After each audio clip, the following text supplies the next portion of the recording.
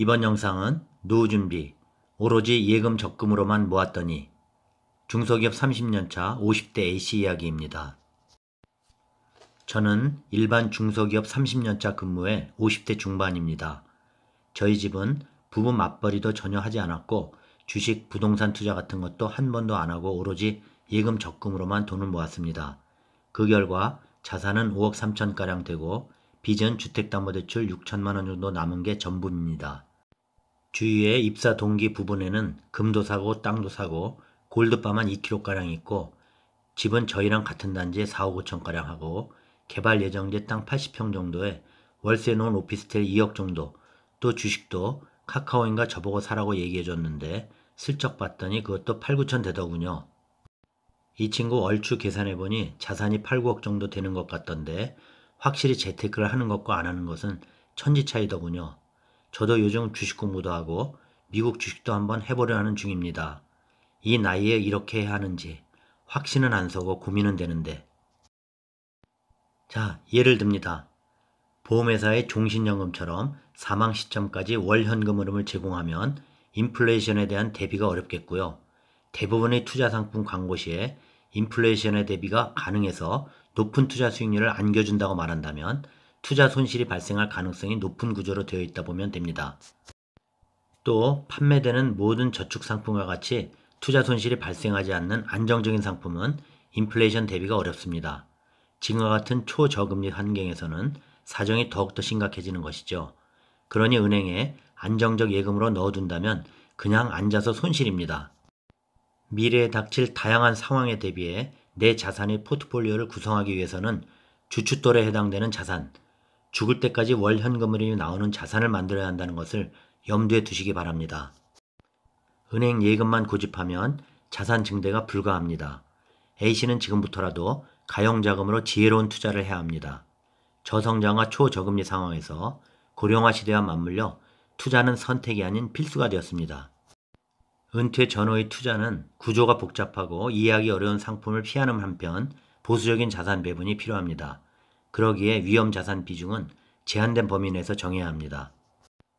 투자의 기본 정석, 투자의 성향에 따라 금액을 분산해서 예금, 부동산, 주식, 달러, 실물, 금 등에 나눠 자산을 배분하고 경기 사이클과 시장 상황에 따라 상품 또는 종목에 투자를 해야 하는데요.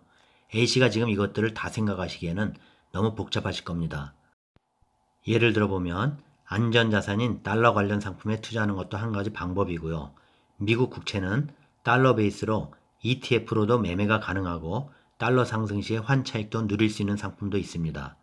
주식은 글로벌 1등주 또는 ETF 중심으로 포트폴리오를 짜는 게 바람직하며 파생 상품 중에서는 그나마 오랫동안 검증된 노녹인 지수형 ELS에 투자할 만합니다.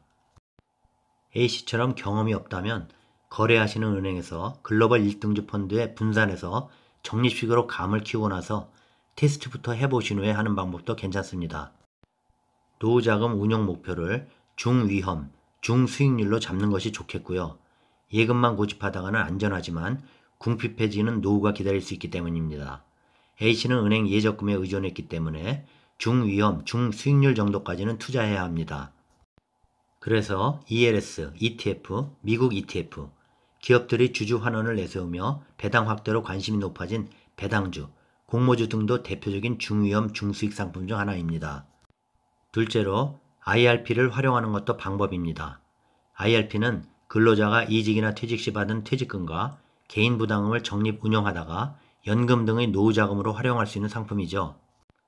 원금이 보장되는 수익률 2% 중반의 ELB 상품에 대한 투자도 괜찮습니다.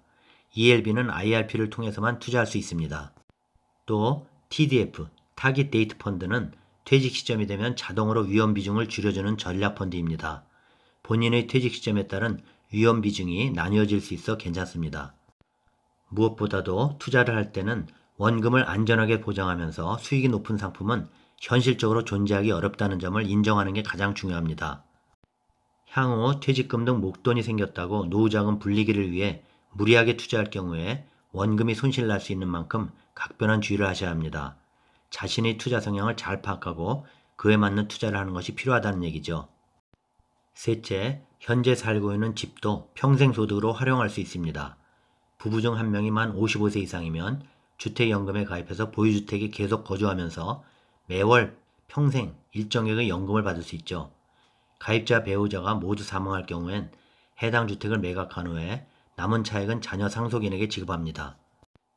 올 3월 말 현재 주택연금 누적 가입자는 총 7만 3천 가구이며 연금 지급액 총액은 5조 4천억 원 수준입니다. 또 부동산 투자는 너무 복잡하니 그냥 아파트 똘똘한 쪽으로 핵심 지역 쪽으로 업그레이드해 나가는 방법도 좋을 수 있습니다. 그러면 향후 집을 활용해서 월 현금으로 만들어 갈 수 있는 방법을 구사하면 되니까요. 은퇴 이후 생활비 규모를 예측해서 생애 말까지 자금이 고갈되지 않고 유지될 수 있도록 노후를 설계하는 것이 중요합니다. 주식 직접 투자로 한 방에 노후 자금 마련하시겠다는 무리한 투자는 조심하시고요. A씨 경우는 최대한 직장을 오래 다녀서 퇴직금 규모를 늘리고 향후 국민연금 수급 금액을 늘리는 것이 최우선입니다. 재테크를 잘한 입사 동기를 부러워하지 마시고 지금부터 나 나름대로 차근히 월 현금으로 확보하는 전략을 수립하시기 바랍니다. 자, 여기까지입니다. 오로지 예적금으로만 모아온 A씨 사례 도움되셨나요? 구독, 좋아요 부탁드립니다. 다음 영상까지 안녕히 계십시오.